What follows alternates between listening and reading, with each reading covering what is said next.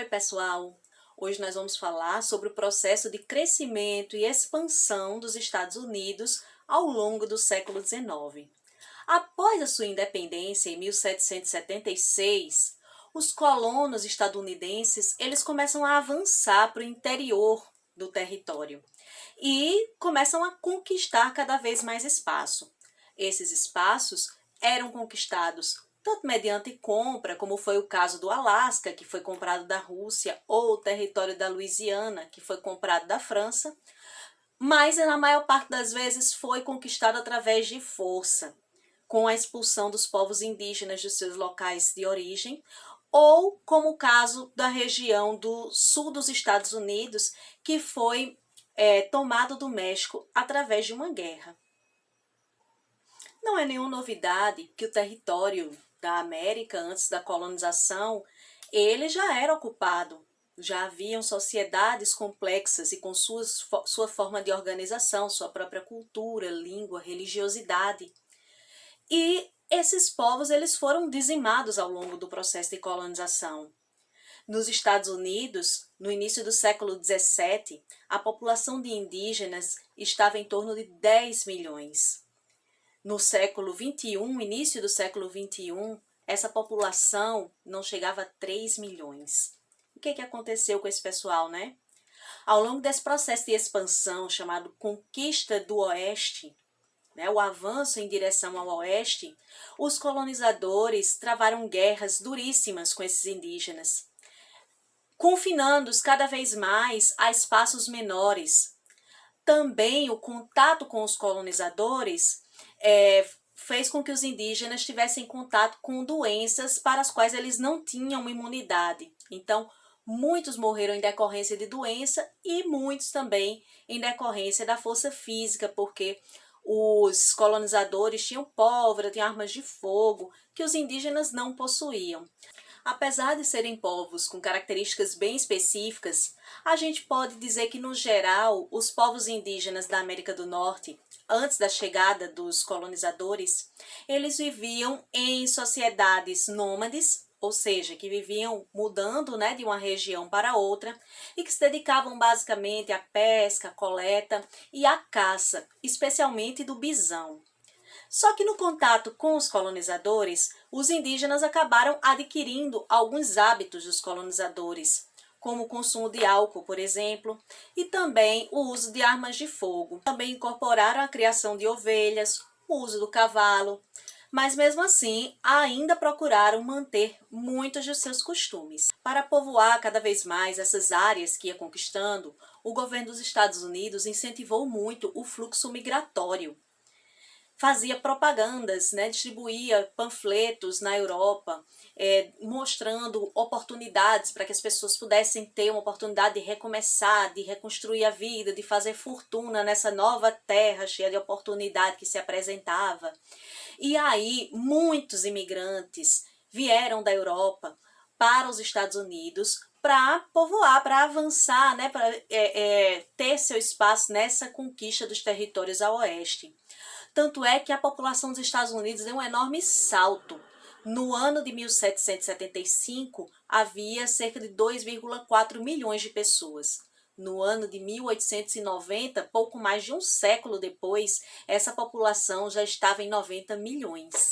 Outro grande estímulo para a imigração e para o fluxo de pessoas em direção ao oeste foi a descoberta de ouro na Califórnia, levando a uma verdadeira corrida do ouro para aquela região. Esse rápido crescimento, desenvolvimento dos Estados Unidos nesse período foi interpretado pelos seus habitantes como um sinal, uma manifestação da vontade divina. E essa ideia de que esse crescimento, essa expansão era uma vontade de Deus, ficou conhecido como doutrina do destino manifesto, que era a manifestação da vontade de Deus, esse crescimento, essa expansão dessa grande nação que vinha surgindo naquela época. Só que esse crescimento, ele não se deu de forma uniforme, de forma igual para todo o território. Aquela diferença que havia antes da independência entre as colônias do Norte e as colônias do Sul, elas de certa forma permaneceram nos Estados Unidos independentes. Então, os estados mais ao norte, eles tinham mais uma economia voltada para o comércio e para a mão de obra livre. E os estados mais ao sul, eles eram voltados para a agricultura e faziam amplo uso da mão de obra escravizada. Os estados ao norte, eles passaram a defender, para fortalecer o seu comércio, reivindicar que houvessem leis de proteção ao comércio. Como assim, né? Que o governo regularizasse mais as importações, colocasse mais taxas sobre as importações para que os produtos importados ficassem mais caros e assim os produtos produzidos no mercado interno pudessem ser vendidos, ter uma concorrência, né? Ser vendido mais barato que o produto importado. Isso não era vantagem para o Sul, porque o Sul iria comprar os seus produtos manufaturados mais caros, já que eles tinham mais contato com o mercado externo. Além disso, o Norte também tinha uma ideia de abolição da escravidão, porque o escravizado ele não recebia salário. Se ele não recebe salário, ele não compra. A partir do momento que ele está livre e recebe um salário, ele pode comprar. Então, isso é interessante para os comerciantes, que não haja mais escravizados, mas sim pessoas recebendo um salário que possam consumir. Já para o Sul, não era interessante isso, porque eles faziam amplo uso dessa mão de obra escravizada e não queriam pagar por uma mão de obra assalariada. Essas divergências, elas se acirram ainda mais a partir do ano de 1860, quando Abraham Lincoln é eleito presidente dos Estados Unidos. Por que isso, né? Porque Abraham Lincoln, ele estava mais próximo dos interesses do norte. E aí, os estados do sul, eles se declaram independentes do norte, se declaram os estados confederados, se unem e formam um outro governo, um outro bloco. E, por outro lado, os estados do norte formam o grupo dos unionistas. O que acontece? Em 1861, os unionistas declaram guerra aos confederados. Esse conflito ficou conhecido como Guerra Civil Americana ou Guerra de Secessão. Essa palavra secessão quer dizer divisão, numa referência à divisão do território dos Estados Unidos entre estados do norte e estados do sul, unionistas e confederados.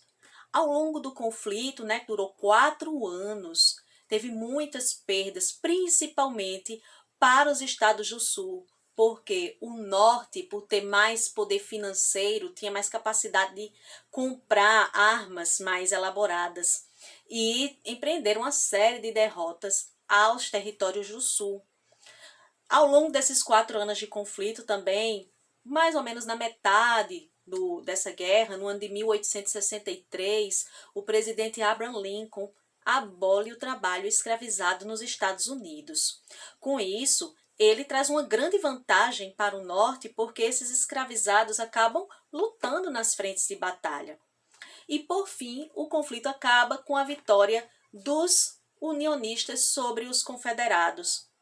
Os estados do sul terminam com o território arrasado e também devastados economicamente, porque a sua principal força financeira, que era a utilização dessa mão de obra escravizada, já não havia mais. Então, levou um tempo para esses estados se recuperarem. Então, logo após a guerra, os Estados Unidos passou por um período que ficou conhecido como reconstrução radical.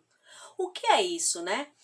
Grupos contrários à divisão, à segregação racial, passaram a pregar e a criar leis que incorporassem esses negros à sociedade estadunidense com direitos, com direito à educação, com direito à terra, para que se integrasse de fato à sociedade. Só que isso acaba esbarrando em grupos que reagiram contra isso, em grupos que ainda eram a favor da segregação racial.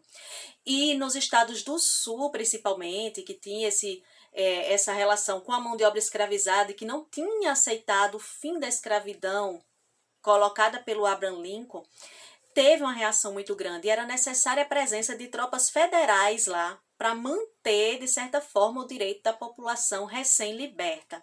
Só que o que acontece, né? Acontece uma nova eleição e o resultado é muito apertado. E o vencedor, o Rutherford Hayes, para que ele consiga que os estados do Sul reconheçam a sua vitória, ele abre mão, ele retira as tropas federais de lá e para com esse processo de incorporação dos negros à sociedade nos estados do Sul.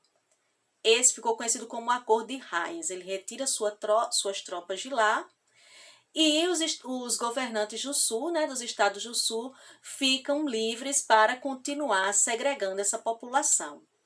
E aí, com isso, a população negra que havia adquirido tantos direitos acaba perdendo rapidamente. Eles deixam de ter direito a frequentar escolas, direito a voto, há espaços separados entre negros e brancos.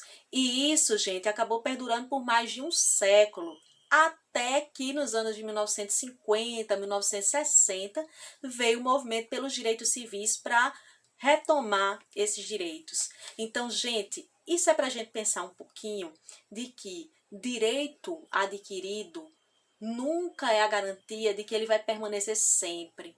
É preciso estar vigilante para que esse direito não se perca. Com a vitória dos nortistas na Guerra de Secessão, teve impulso o crescimento industrial dos Estados Unidos. E com esse crescimento industrial, uma grande produção. E com essa grande produção, uma demanda, uma busca por mercados que consumissem esses produtos. E com isso, os Estados Unidos adotou uma política imperialista em relação aos outros países da América Latina. Essa política imperialista a gente pode ver demonstrada na doutrina Monroe, com o lema América para os americanos, os Estados Unidos barra a influência dos países europeus através da Santa Aliança, com o seu olhar para a América, como se ele dissesse assim, não, aqui é nosso território, no caso, território de influência imperialista estadunidense. Além disso, através de um documento, o Corolário de Roosevelt, assinado pelo presidente Theodore Roosevelt, esse documento dizia o seguinte, que os Estados Unidos poderia intervir diretamente nos países da América caso seus interesses estivessem envolvidos, estivessem ameaçados. Isso se deu também, se configurou, né, acabou se apresentando na política do Big Stick, do grande porrete, né, traduzindo, em que houve sim interferência em várias regiões da América Latina dos Estados Unidos. E esse imperialismo, essa posição dos Estados Unidos em relação aos outros países da América Latina não ficou restrita ao século XIX.